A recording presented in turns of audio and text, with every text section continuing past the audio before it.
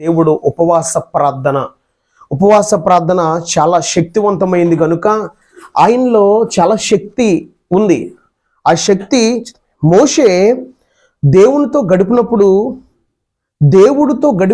దేవుని మహిమ అతని యొక్క మొహం మీద కనపడుతున్నట్టుగా మనం బైబిల్లో చూస్తున్నాం.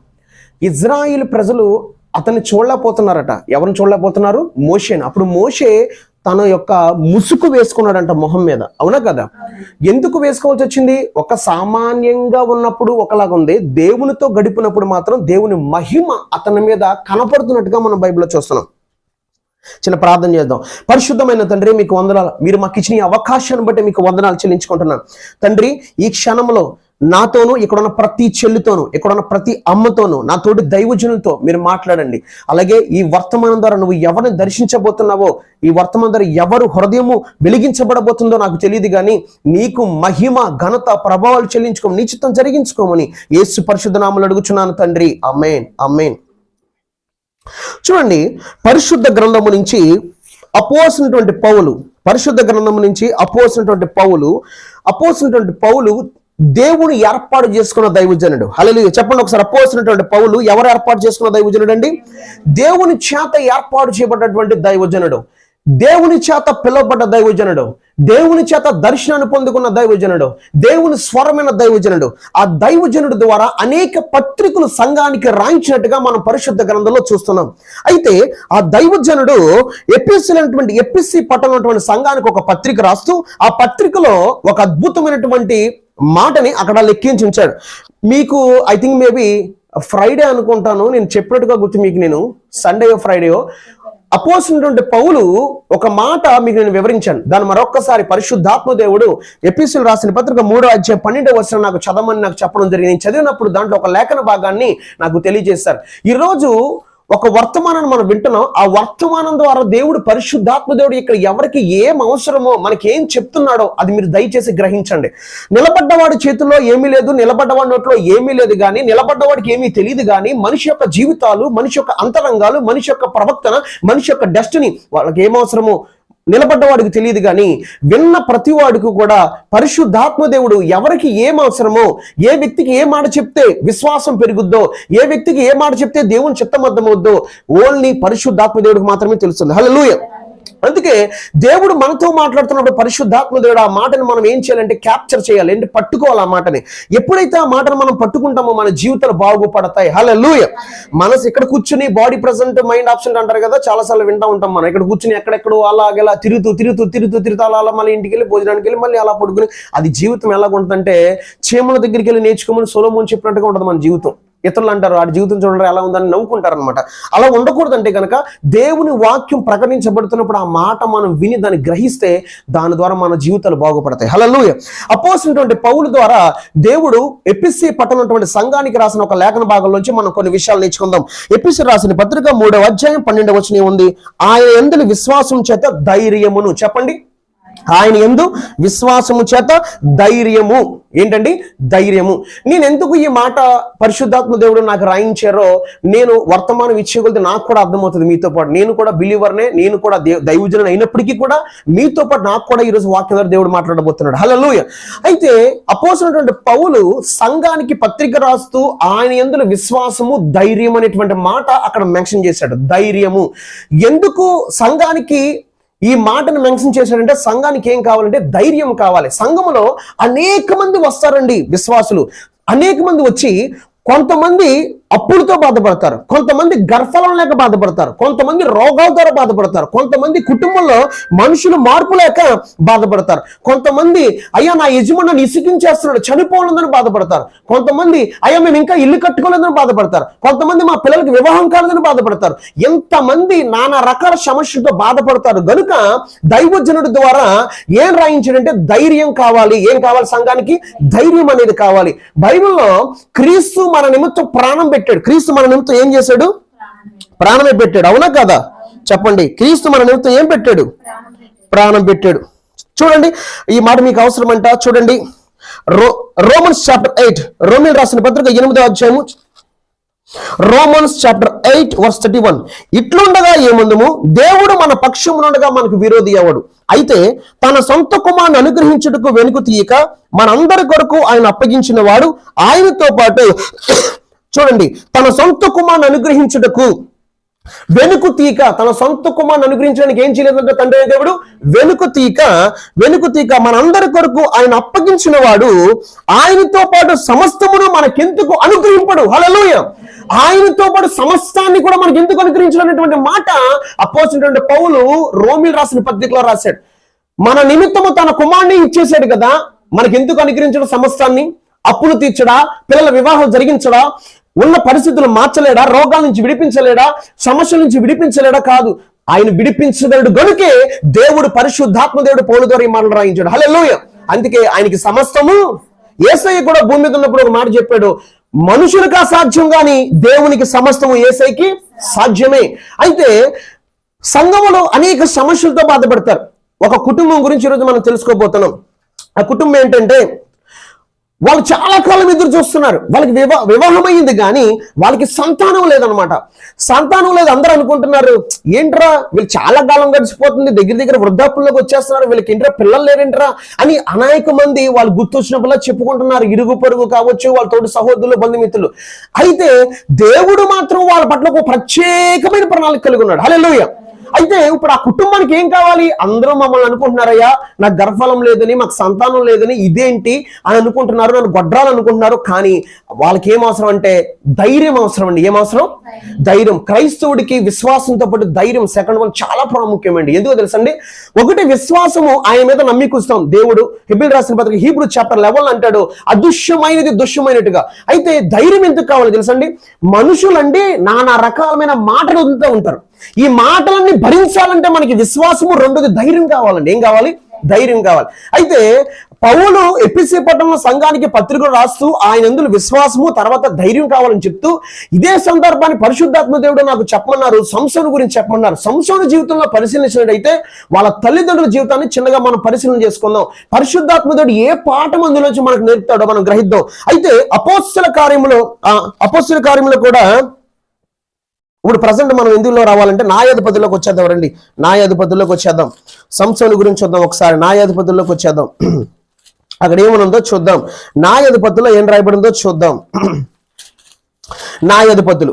ఇప్పుడు ఇక్కడ ధైర్యం కావాలని చెప్పుకున్నాం. మనకి సంఘానికి ధైర్యం కావాలి కనుక పత్రికలో మెన్షన్ చేయబడింది, పరిశుద్ధాత్మ ద్వారా పౌలు ద్వారా రాయించాడు. అయితే ఇప్పుడు వీళ్ళకి విశ్వాసం ఉంది, నెక్స్ట్ ధైర్యం కూడా కావాలి. వీళ్ళకండి చాలా కాలం నుంచి పిల్లలు లేరు. ఏం లేరండి వీళ్ళకి? పిల్లలు లేరు. జాగ్రత్తగా మళ్ళీ చెప్తున్నా, సంఘంలో అనేక మంది విశ్వాసులు ఉంటారు, అనేకమైన బాధల నుంచి అనేకమైన స్ట్రగుల్స్ ఫేస్ చేస్తారు. అయితే అందరి సమస్యలు ఒకలాగా ఉండకపోయినా అన్ని సమస్యలకి పరిష్కారం ఇచ్చేవాడు యేసు మాత్రం ఒక్కడే. హల్లెలూయా. ఆయనకి సమస్తము సాధ్యమే. ఆయన ఏదైనా చేయగలుగుతాడు, ఎటువంటి సమస్య నుంచి అయినా విడిపించగలుగుతాడు, ఎటువంటి పరిస్థితి నుంచి మార్చగల దేవుడు క్రీస్తు మాత్రమే. హల్లెలూయా. అయితే ఈ రోజున వాళ్ళకి పిల్లలు లేరు, చాలా కాలం అయిపోతుంది. అయితే దేవుడు ఒక ప్రత్యేకమైన ప్రణాళిక కలిగి ఉన్నాడు. ధైర్యంగా నిలబడాలి. మనం కూడా ఈ ప్రసంగం ద్వారా నేర్చుకున్నాం. అయితే వీళ్ళ జీవితంలో ఏం జరిగిందో చూద్దాం. న్యాయాధిపతులు, జడ్జెస్ చాప్టర్ 13, న్యాయాధిపతుల గ్రంథము 13వ అధ్యాయం మొదటి నుంచి మనం చదువుకున్నాం. ఇజ్రాయేలు మరలా యెహోవా దృష్టికి దోషులు కాగా, యెహోవా 40 సంవత్సరములు 40 ఇయర్స్ అంటండి, 40 సంవత్సరాలు వారిని ఫిలిష్తీయుల చేతికి అప్పగించేశాడు. దేవుడు 40 సంవత్సరాలు దేవుని ప్రజలను ఎవరికి అప్పగించాడండి? ఎందుకు అప్పగించాడు దేవుడు? దేవుడు న్యాయాధిపతి, దేవుడు ప్రేమస్వరూపి, దేవుడు గొప్పవాడే కాదన్నా, కానీ దేవుని వాక్యానికి విరుద్ధంగా బ్రతుకుతుంటే దేవుని ప్రజల్ని శత్రువుల చేతికి అప్పగించేశాడు. ఎవరికి అప్పగించాడండి? శత్రువు చేతికి అప్పగించడమే కాదు, ఆ శత్రువు చేతి నుంచి విడిపించడానికి ఒక కుటుంబాన్ని ఎన్నుకుని ఆ కుటుంబంలో ఒక వ్యక్తిని పుట్టించాలని దేవుడు నిర్ణయం తీసుకున్నాడు. హల్లెలూయా. ఒక కుటుంబాన్ని ఎన్నుకుని ఆ కుటుంబంలోంచి ఒక వ్యక్తిని ఎన్నుకున్నాడు. ఆ వ్యక్తి పేరే సంసోను. హల్లెలూయా. అయితే వీళ్ళు చాలా కాలం నుంచి ఎదురు చూస్తున్నారు. అక్కడ ఏం జరిగిందో చూద్దాం. అక్కడ ఏం జరిగిందో మనం చూద్దాం. న్యాయాధిపతులు గ్రంథం నుంచి మనం మొదటి వచనం చదువుకున్నాం. న్యాయాధిపతులు 13వ అధ్యాయము 9 నుంచి మనం చదువుకుందాం. ఒకసారి చూడండి. దేవుడు మనోహ ప్రార్థన ఆలకించాను. దేవుడు ఏం ఆలకించాడమ్మా? ప్రార్థన. ఒక విశ్వాసురాలు ప్రార్థన ఎవరు ఆలకించారంట? చూడండి, చాలా కాలం అయిపోతుంది, చాలా కాలం అయిపోతుంది. వాళ్ళకి వివాహమైన పిల్లల్ని ఇచ్చినట్టుగా మనం బైబిల్ చోట్ల మనం కూడా ప్రేర్ చేస్తాం.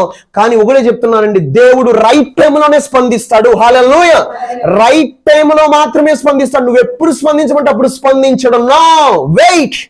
నా సమయం ఇంకా రాలేదు. చూడండి, కాన వివాహంకి వెళ్ళిన తర్వాత ఆయన అక్కడ కూర్చున్నాడు హ్యాపీగా. తల్లి మరీ వచ్చింది, బోధ కూడా మరి ఇక్కడ ద్రాక్షరసం అయిపోయింది కనుక, అంటే ఆమె ఉద్దేశం ఏంటంటే నువ్వు ఇప్పుడు క్షణాల్లో ఏదైనా చేసేయగలవు కనుకని ఆయన దగ్గరికి వచ్చి రిక్వెస్ట్ గా మాట్లాడుతుంటే ఒకటే మాట అన్నాడు, నా సమయం ఇంకా రాలేదు, నాతో నీకేం పని. అంతే, నా సమయం ఇంకా రాలేదు, నాతో నీకేమి పని అని చెప్పి పంపించేస్తే ఆయన సమయం వచ్చినప్పుడు నీటిని ద్రాక్షరసంగా మార్చి చరిత్రలో నిలిచిపోయేటువంటి గొప్ప సూచిక్రియగా చేసి ఉన్నట్టుగా మనం బైబిల్లో చూస్తున్నాం. హల్లెలూయా.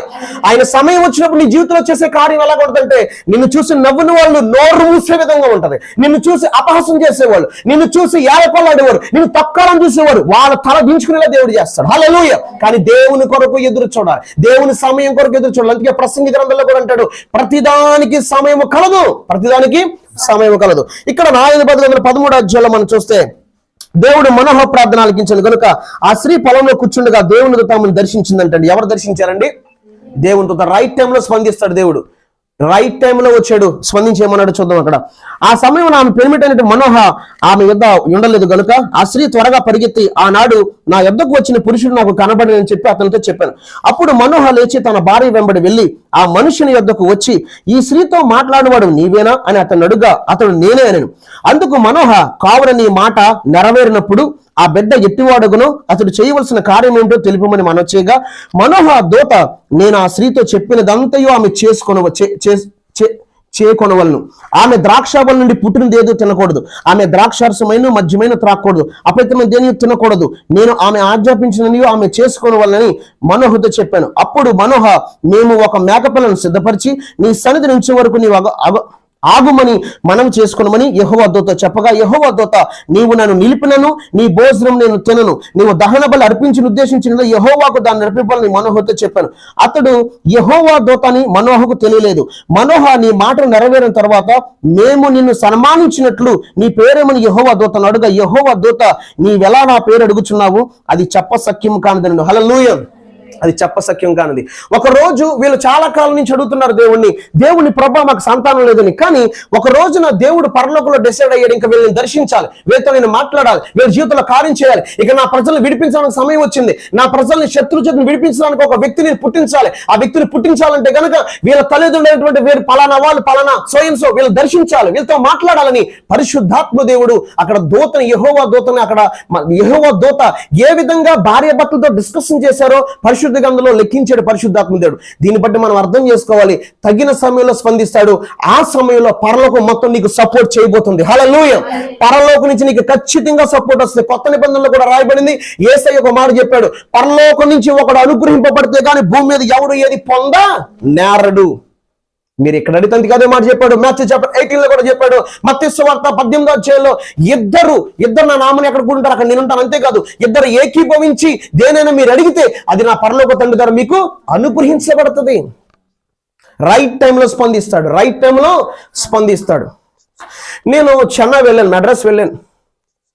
నాకు అడ్రస్ తెలియదండి. నేను ఎక్కడికి వెళ్ళాలంటే పుట్లూరు వెళ్ళాలి. ఊరి పేరు కూడా పుట్లూరు అనమాట. నేను చెన్నై సెంట్రల్ నుంచి మినిమం 1 hour అబవ్ వెళ్ళాలన్నమాట. నాకు ఆ వే తెలీదు. ఐ థింక్ మేబీ నేను 2-3 times చెన్నై మెడ్రాస్ వెళ్ళాను, కానీ నేను వెళ్ళిన వే వేరు. అప్పుడు నేను రెడ్ హిల్స్ వెళ్ళేవాడిని, అది వేరే లొకేషన్. ఈ లొకేషన్ కొత్త లొకేషన్, నాకు తెలీదు. నేను ఆ కౌంటర్లో అడుగుతున్నాను, ఆ టికెట్ కౌంటర్లో ఇచ్చాను, అయ్యా నాకు ఒక పుట్లూరు వెళ్ళే ట్రైన్ ఏంటి ఎక్కాలంటే అటు ఇల్లు అంటే ఒక అన్రెస్పెక్టబుల్ గా మాట్లాడతారు కదా, ఎందుకంటే గవర్నమెంట్ ఎంప్లాయ్ కొంతమంది, అందరూ కాదు. సరే అని చెప్పి నేను వెళ్ళిపోయాను. ప్రభు నాతో పరిశుద్ధాత్మ నాతో మాట్లాడుతున్నారు, నేను నీకు సహాయం చేస్తానని. నాకు దేవుడు ఒక షాప్ చూపించి నువ్వు అక్కడికి వెళ్ళి అడుగన్నాడు. నేను వెళ్ళి వెంటనే లోబడి, అన్న ఇక్కడ పుట్లూరు వెళ్ళే ట్రైన్ ఏది ఎక్కాలి, నేను ఎవరిని అడగమన్నాడు ప్రభు. నేను అక్కడ అడిగితే అక్కడ ఎవరు నాకు సమాధానం చెప్పలేదు. కానీ దేవుని ప్లాన్ చూడండి, ఎందుకు అక్కడ అడగమన్నాడంటే అక్కడ ఒక వ్యక్తి కాఫీయో టీయో తాగుతున్నాడు, అతను ఒక గవర్నమెంట్ ఎంప్లాయ్. హల్లెలూయా. ఆ వ్యక్తికి దేవుడు ప్రేరేపించి నేను అక్కడికి వెళ్తున్నాను, నా పద నేను తీసుకెళ్తానని చెప్పి ట్రైన్ ఎక్కించి దగ్గరుండి కూర్చుని, ఐ థింక్ అతని శాలరీ 1 month 70,000, 70,000 అండి. హల్లెలూయా. దేవుడు ఒక వ్యక్తి గవర్నమెంట్ ఎంప్లాయ్ని వాడుకుని, దేవుడు నన్ను అక్కడ చెప్పమన్నా, నేను చెప్పాను, ఆ వ్యక్తిని దేవుడు వాడుకుని నన్ను తీసుకెళ్లి ట్రైన్ ఎక్కించి నేను దిగిపోతాను. నేను దిగిపోయిన తర్వాత 2 స్టేషన్ తర్వాత పుట్లూరు వస్తుంది, నువ్వు దిగు. అతను తెలుగు ఆయన కాదు. నేను దిగిపోయాను, నేను చారాసం గమ్యానికి చేరిపోయాను. హల్లెలూయా. రైట్ టైంలో దేవుడు ఏం చేస్తాడు? స్పందిస్తాడండి. మనల్ని విడిచిపెట్టి, అందుకే ఆయనకు ఒక పేరు, నేను విడువను ఎడబాయను. చాలా సంవత్సరాల నుంచి ప్రార్థన చేస్తాం, మనం చాలా సంవత్సరాల నుంచి ఎదురు చూస్తాం, నెలలు అయిపోద్ది, సంవత్సరాలు అయిపోద్ది, ఈ కార్యం ఎప్పుడు జరుగుతుంది, ఈ కార్యం జరిగితే దేవా నీకే కదా మహిమంటాం. కానీ దేవుడు అంటాడు, ఎప్పుడు చేస్తే నేను ఉన్నవాడు అనువాడని తెలుస్తుందో అప్పుడు మాత్రమే చేస్తానంటాడు దేవుడు. హల్లెలూయా. కానీ వెయిట్ చేయడం మన దగ్గర ఉంది. ఏం చేయాలండి? వెయిట్ చేయాలండి. వెయిట్ చేయకపోతే మన జీవితంలో దేవుడు అనుకున్నట్టు కార్యాలు ఎలా జరుగుతాయండి? ఎలా రూపుదిద్దుకుంటాయి? ఒక ట్రైన్ రెడీ అవ్వాలంటే దానికి కావాల్సిన ప్రతి ఎక్విప్మెంట్ కూడా రెడీ అవ్వకుండా దాని పట్టాల మీద తీసుకొస్తారండి. దానికి చాలా చెకింగ్ ఉంటుంది. మొత్తం ఇన్స్పెక్టర్స్ ఉంటారు, 1 కాదు 2 కాదు. ఒక ఇంజిన్ ఒక పట్టాల మీదకి రావాలంటే తీసుకొచ్చి రెడీ అవ్వగానే తీసుకొచ్చి పెట్టే దాని చెకింగ్, వాళ్ళ ఇన్స్పెక్టర్లో ఏంటి అన్ని కరెక్ట్గా ఉన్నాయా లేదా, మొత్తం ఇదంతా ఈ చెకింగ్ అయిన తర్వాతే దాన్ని ఎక్కడ తీసుకొస్తారు? ప్రజలు ఎక్కడైతే దాని అవసరమో, అది ఎక్కడి నుంచి ఏ ప్రాంతానికి వెళ్ళాలో ఆ పట్టాల మీదకి అప్పుడు తీసుకొస్తారు. సాదాసీదాగా తీస్తారు. ఒక ట్రైన్ ఇంజిన్ బోగిని అనుకుందాం. ఒక మనిషి జీవితంలో దేవుడు చేయాలంటే రైట్ టైంలో స్పందిస్తాడండి. ఆ రైట్ టైంలో స్పందించినప్పుడు ఏమైపోద్దో తెలుసండి? చరిత్రలో నిలిచిపోద్ది. హల్లెలూయా. చరిత్రలో నిలిచిపోద్ది. ఇజ్రాయెల్ ప్రజల గురించి చెప్పమన్నారు. ఇజ్రాయెల్ ప్రజల్ని దేవుడు నడిపించాడు. వాస్తవానికి దేవుడు ఎర్ర సముద్రం గుండా నడిపించకుండా కనాను దేశం తీసుకెళ్ళడానికి సముద్రమే కదా, ఏమన్నా సముద్రే కదండి, దారి ఉందా లేదా? ఉంది కదండి. మరి ఎందుకు యేసయ్య ఒక కారణం రాశాడు తండ్రి అనే దేవుడు, పరిశుద్ధాత్మ దేవుడు ద్వారా. వీళ్ళు దేవుని మాటలు వింటారో వినరో, ఆజ్ఞలు గైకుంటారో లేదో ఫస్ట్ ఆఫ్ ఆల్ పరిశీలించాడు. అసలు నిలబడతారా లేదా, సనుక్కున్నారు, పడిపోయారు అక్కడ. సెకండ్ వన్, దేవునికి ఒక ప్రణాళిక ఉంది. ఏంటా ప్రణాళిక అంటే చరిత్రలో యెహోవా దేవుడు చేసిన కార్యాలు నిలిచిపోవాలి. ఏమవ్వాలండి? నిలిచిపోవాలి. అయితే మోషేని నాయకుడిగా నియమించి ఇజ్రాయెల్ ప్రజలను ఎర్ర సముద్రం దాకా తీసుకొచ్చి ఇప్పుడు ఎర్ర సముద్రం నుంచి ఎలా దాటించాలో కూడా దేవునికి తెలుసు. హల్లెలూయా. ఒక సమస్య నీ ముందు వచ్చినప్పుడు ఆ సమస్య నుంచి విడిపించడానికి కూడా దేవుడు దారి చూపిస్తాడు. అందుకే కొత్త నిబంధనలో ఆయన శోధించబడ్డాడు కనుక నీవు శోధనలో ఉన్నప్పుడు ఆ శోధన తప్పించుకునే మార్గాన్ని కూడా ఆయన నీకు చూపించేస్తాడు. హల్లెలూయా. ఆయన చూపిస్తాడు ఖచ్చితంగా. ఒక శోధన వస్తే ఆ శోధన నుంచి తప్పించుకునే మార్గాన్ని మనకు చూపిస్తాడు. రైట్ టైంలోనే స్పందిస్తాడు. I tell him again this words, right టైంలో మాత్రమే స్పందిస్తాడు. మనం అనుకున్నప్పుడు స్పందిస్తే ఆయన దేవుడు ఎలా అవుతాడండి? రైట్ టైంలో మాత్రమే స్పందిస్తాడు. ఆ సమయానికి చేస్తేనే ఆయన ఏంటో ప్రపంచానికి తెలుస్తుంది. హల్లెలూయా. దేవుని స్తోత్రం చెప్దామా? హల్లెలూయా. ప్రైజ్ ది లార్డ్ కదండి. ఈ సందర్భాన్ని చెప్పమన్నాడు పరిశుద్ధ. మీకు గుర్తుందో లేదో, జకరియా భార్య ఎలిజబెత్ గర్భం ధరించిందండి. గర్భం ధరిస్తే కొన్ని నెలల డిఫరెంట్. యేసయ్య తల్లిగా పిలవబడ్డ మరియ కూడా గర్భం ధరించింది. అయితే రైట్ టైంలో స్పందిస్తాడు దేవుడు.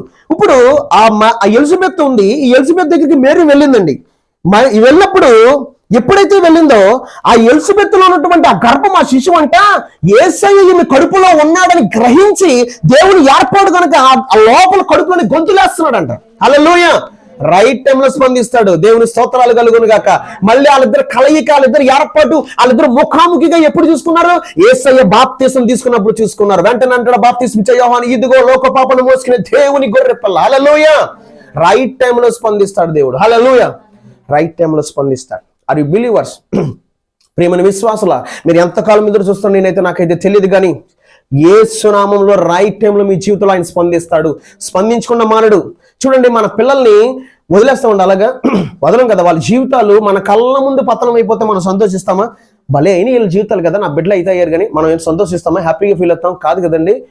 ఎవ్రీ టైం క్రైయింగ్ అనమాట, ఏడుస్తూనే ఉంటాం. కానీ దేవుడు ఏమంటున్నాడండి? దేవుడు మన గురించి ఏం చెప్తున్నాడు? నీ అరచేతుల్లో నేను చెక్కుకున్నానని చెప్తున్నాడు కదా. ఆయన అరచేతులు ఏం చెప్పాడు? ఇప్పుడు ఆంటోనీ గారు ఎవరు? ఆయన అరచేతులు చెక్కున్నాడంటే ఈయన. హల్లెలూయా. అందుకని నా అరచేతిలో నేను చెక్కున్నాను. చూడు ఎక్కడుంది? చూడండి, చదివించమన్నారు. ఐజా చాప్టర్ 49 చూడండి ఒకసారి. ఐజా చాప్టర్ 49 ఐజా చాప్టర్ 49 చూడము. ఎస్, చూడము, నా అరచేతుల మీదనే ఎవరిని చెక్కాడంటండి? ఇప్పుడు అరచేతుల్లో నేను చెక్కితే నా జీవితాన్ని చెక్కి రెడీగా చేశాడా లేదా ఆయన? చెప్పండి, నా జీవితం రెడీ చేశాడా లేదా? మీరు నమ్మిన నమ్మపోయినా నేనండి నాకు షూ కావాలి. నేను ప్రభుని అడిగా, ప్రభు నాకు షూ కావాలి. ఒక షాప్ చూపించి నువ్వు వెళ్ళి 900 బిలో ఉంటుంది, ఒకసారి తీసుకున్నారు, లోపు ఉంటుంది. నేను వెళ్తే ఒక 100 కట్ చేయగా అది 900 అండి, ఇంకా 10% కట్ చేయగా నాకు 700కి నేను ఇప్పటికి నేను వాడుతున్నాను. ఆ షూ నాకు ప్రభు ప్రొవైడ్ చేశారు. నాకు అది ఎవరిచ్చారు? రైట్ టైంలో నేను వైజాగ్ వెళ్తున్నాను, I think maybe first time వెళ్తున్నాను. ప్రభా నాకు షూ కావాలి కదా. రైట్ టైంలో ఆ షాప్కి వెళ్ళు, 900 లోపు ఉంటుంది, నువ్వు వెళ్ళి తీసుకో అన్నప్పుడు నాకు అక్కడ చాలాసేపు కనిపెట్టినప్పుడు ఆ షూ ఈ షూ తీసుకొని ప్రేరేపిస్తే నేను ఇప్పుడు ఏ షూ అయితే వాడుతున్నానో ఆ షూ దేవుడు నాకు ప్రొవైడ్ చేశాడు. రైట్ టైంలో స్పందిస్తాడు. అది నాకు అవసరం కనుక. రైట్ టైంలో లైఫ్ పార్ట్నర్ని ఇస్తాడు, రైట్ టైంలో మినిస్ట్రీని ఎస్టాబ్లిష్ చేస్తాడు, రైట్ టైంలో నేను గ్రోత్లు తీసుకొస్తాడు, రైట్ టైంలో నీ పిల్లల జీవితంలో అద్భుతాలు జరిగిస్తాడు, రైట్ టైంలో నువ్వు ఊహించిన దానికంటే గొప్ప కార్యాలు చేస్తాడు, రైట్ టైంలో ఆయన అనుకున్నట్టుగా నీ జీవితంలో మిరాకిల్ చేస్తాడు, రైట్ టైంలో నీకు ఒక బ్రేక్ త్రూ ఆయన ఇచ్చి తీరుతాడంతే. You can believe word of God. నువ్వు వాక్యం నమ్మితే కనుక you can see God glorious. దేవుని మహిమని నువ్వు చూస్తావు అంతే రైట్ టైంలో. హల్లెలూయా. నువ్వు దేవుని మహిమని ఖచ్చితంగా చూసి తీరుతావు. హల్లెలూయా. నేను మళ్ళీ చెన్నై నుంచి నేను వస్తున్నాను, రిటర్న్ వస్తున్నాను. నేను వచ్చేటప్పుడు రైన్ పడుతుంది, విపరీతమైన రైన్ పడుతుంది. నైట్ కూడా బాగా పడింది కదా. ఏంటిది నాకు ఇక్కడ ఈరోజు ఈవినింగ్ బయోగ్రఫీ తీయాలి కదా, ఏంటి వర్షం ఏంటి అన్నట్టుగా ఆలోచన వచ్చేసింది నాకు. హల్లెలూయా. భయంకరంగా కురిచేస్తుంది వర్షం. అయితే అక్కడ నేను చెన్నైలో నేను రిటర్న్ వస్తుంటే వర్షం వస్తుంది. నేను అప్పుడే డిన్నర్ చేస్తుంటే ప్రభుని అడిగాను, ప్రభు నేను అక్కడికి నేను ఎగ్మోర్ రావాలి, మన చెన్నై నుంచి మన భీమవరం స్టేషన్కి వచ్చే ట్రైను సర్కార్ ఎక్స్ప్రెస్ అక్కడి నుంచి మూవ్ అవుతుంది కనుక నేను రీచ్ అవ్వాలి. ప్రభు మరి ఎగ్మోర్కి వెళ్తే ఏ టైం అవుద్దంటే 3:30 అవుద్ది అన్నారు. ఎంతండి? 3:30. Real I tell him these words. నేను ఏదో కల్పించి చెప్పట్లేదు, ప్రభు నా మాట్లాడుతున్నారు. సరే, నేను లంచ్ అయిపోయింది, డిన్నర్ అయిపోయింది, రైన్ ఆగిపోయింది, బ్యాగ్ తీసుకున్నాను, నా పాస్పోర్ట్ ఇచ్చేసారు కదా, పాస్పోర్ట్ ఉంది, మనీ ఇవ్వలేదు, నడుచుకుంటూ స్వీట్ తినమని ప్రేరేపణ వచ్చింది, స్వీట్ తిన్నాను. ఎందుకు ప్రభు అని అంటే నీకు విడుదల వచ్చింది నీకు అన్నారు. తినేసాను. అప్పటిదాకా మా తల్లిదండ్రులు మారలా, ఏదో దేశం పంపించాలని. అప్పుడు దర్శనం చూసిన తర్వాత నేను ఎదుర్కొన్నటువంటి ఆ యొక్క పరిస్థితి అది. సరే, నేను మూవ్ అయ్యాను, ఒక ట్రైన్ ఎక్కానండి. ట్రైన్ ఎక్కేసి కూర్చున్నాను. సెంటర్లో వెళ్ళిపోతుంది కదా అనుకున్నాను. నాతో మాట్లాడుతున్నాడు దేవుడు, రైట్ టైంలో స్పందిస్తాడు. హలో ఇజ్రాయెల్, ఇది సెంట్రల్కి వెళ్దు, ఇది వేరే స్టేషన్కి వెళ్తుంది. ఆయన తెలుసు కదా, నాకు తెలియదు కదా. కొంచెం ఈ ట్రైన్ ఎక్కడికి వెళ్తుందో అడుగుంటున్నారు. రైట్ టైంలో స్పందిస్తాడు. ప్రభా నేను అడగను, వాళ్ళ అన్ని జల్లు నేను అడగను అని నేను అంటున్నాను లోపల. ఈ ట్రైన్ ఎక్కడికి వెళ్తే అడుగు, నేను అడగను ప్రభా వాళ్ళ అన్ని జల్లు అంటే నా బిడ్డ అడిగేలా లేడు.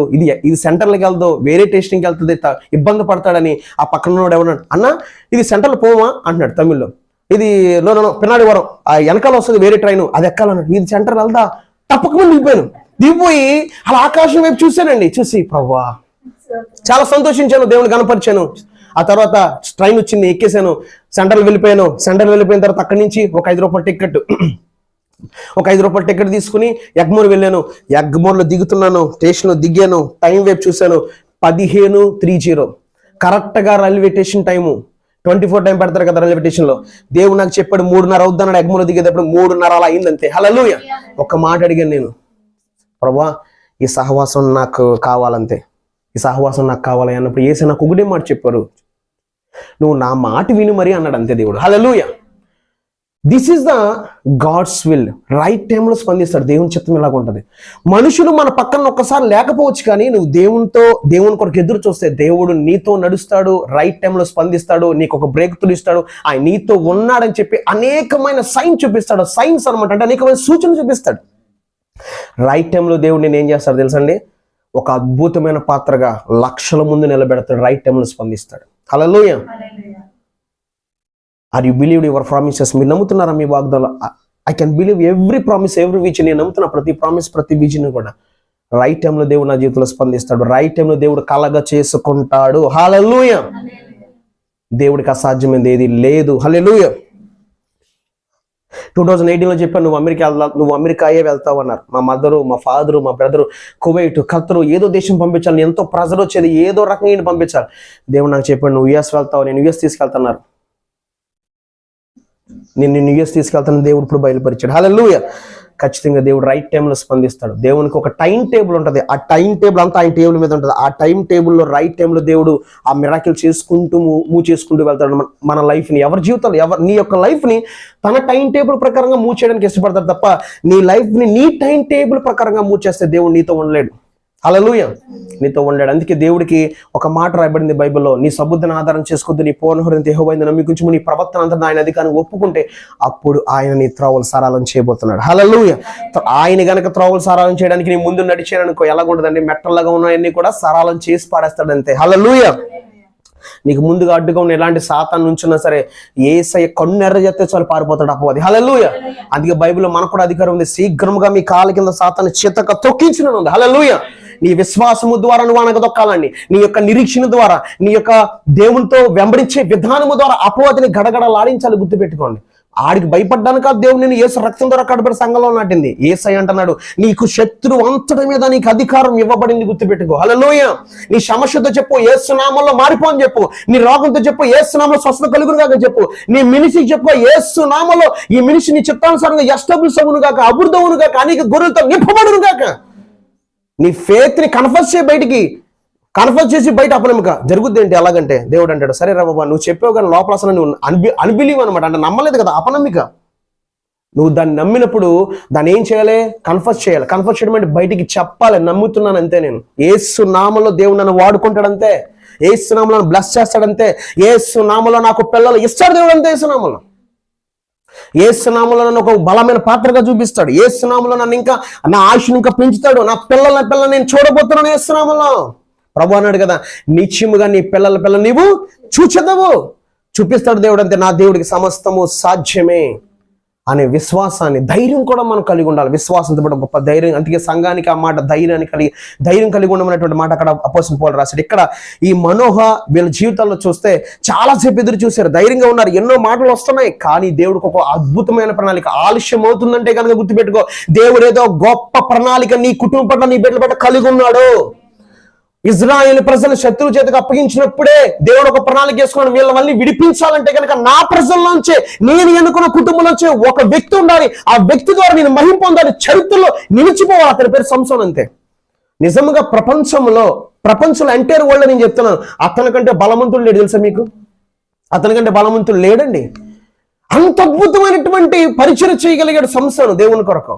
కానీ దేవుడు చిత్తానికి వ్యతిరేకంగా నడిచినప్పుడు తన జీవితం క్లోజ్ అయిందంతే. దేవుడు క్లోజ్ చేయాల, తానే అన్నాడు, నేను చనిపోతాను, వాళ్ళతో పాటు నేను చనిపోతాను, నన్ను కూడా చంపేయని అడిగాడు. నా 5 పత్రం మీరు చదివితే దేవుడు ఈరోజు నీతో కూడా చెప్తున్నాడు, వాళ్ళ కుటుంబంలో ఆలస్యం అయిందేమో కానీ, అందరూ అపహాస్యం చేస్తున్నారేమో కానీ రైట్ టైంలో స్పందించాడు. దేవుని ప్రజలు విడిపించడానికి ఒక న్యాయాధిపతికి, ఒక నాయకుడికి, ఒక లీడర్గా సంసోను దేవుడు తీర్చిదిద్దాడు. ఎలా తీర్చిదిద్దాడు అంటే ప్రపంచంలో చరిత్రలోనే సంసోను చేసిన కార్యాలు ఇప్పటికీ ప్రపంచంలో అనేకమైన సంఘాల్లో ఖచ్చితంగా చెప్పుకుంటున్నారా లేదా? అదే కనుక వాళ్ళు ఎదురు చూడకపోతే, నిరీక్షణ కోల్పోతే, దేవుని ఒకవేళ దూషించో సనిగితే, నిజంగా ఈ రోజున వాళ్ళ ఫ్యామిలీ గురించి మనం చెప్పుకోగలమా? అందుకే ఎదురు చూస్తావా? ఎదురు చూస్తే ఆలస్యం అయినా సరే నీ గురించి నెక్స్ట్ జనరేషన్ చెప్పుకునేలా చేయబోతున్నాడు ఆయన. హల్లెలూయా. ఒక యోసేపు నిలబడ్డాడు. యోసేపు గురించి తరతరాలు కూడా అనేకమైన జనరేషన్ల వ్యక్తులు, పలానా వ్యక్తి యవ్వనస్తుడు నిలబడ్డాడు, దేవుడు తోడే ఉన్నాడు, దేవుడు ఇజ్రాయెల్ ప్రజలకు అతని ద్వారా గొప్ప పోషణ ఇచ్చాడు, ఇలా జరిగింది అని ఎందుకు చెప్పుకోగలుగుతున్నారంటే దేవుని కొరకు ఎదురు చూశాడు, దేవునితో నడిచాడు, పాపము చేయలేదు, రైట్ టైంలో దేవుడు స్పందించాడు. నీ జీవితంలో కూడా రైట్ టైంలో స్పందిస్తాడు. Are you believe word of God? Every believer. మీరు దేవుని వాక్యాన్ని నమ్మితే మీరు ఈ రోజున మోకరించి ప్రార్థించండి. ప్రభా, మనోహ జీవితంలో, వాళ్ళ జీవితంలో ఆలస్యం అయితే అయింది కానీ ఒక అద్భుతమైనటువంటి దీవెన వాళ్ళ కుటుంబాన్ని అనుగ్రహించావు దేవా. నీ ప్రజలను విడిపించడానికి వాళ్ళ కుటుంబాన్ని ఎన్నుకుని, వాళ్ళ గర్భఫలాన్ని ఎన్నుకున్నావు. ఈ రోజున ఎంత అవమానం అయితే వచ్చిందో దానికి రెట్టింపు ఘనత ఇజ్రాయెల్ ప్రజల్లోనే మనోహ కుటుంబానికి ఇవ్వగలిగాడు దేవుడు. హల్లెలూయా. నీవు కూడా నమ్మి కూస్తే, ఎదురు చూస్తే రైట్ టైంలో స్పందిస్తాడు. నీకు కూడా ఎక్కడైతే నిన్ను బట్టి అవమానం వచ్చిందో దేవునికి, ఎక్కడైతే నిన్ను బట్టి శోధనలు వచ్చాయో, ఎక్కడైతే నిన్ను బట్టి నీ కుటుంబానికి చల్లా చెదిరిపోయిందో, అక్కడే నిన్ను బట్టే దేవుడు మహిమ పొందుతాడు. హల్లెలూయా. నమ్మి కూర్చుదామా? అందుకే నా 5:13 కూడా ఒకసారి మనం చూసుకుని ముగించేసుకున్నాం.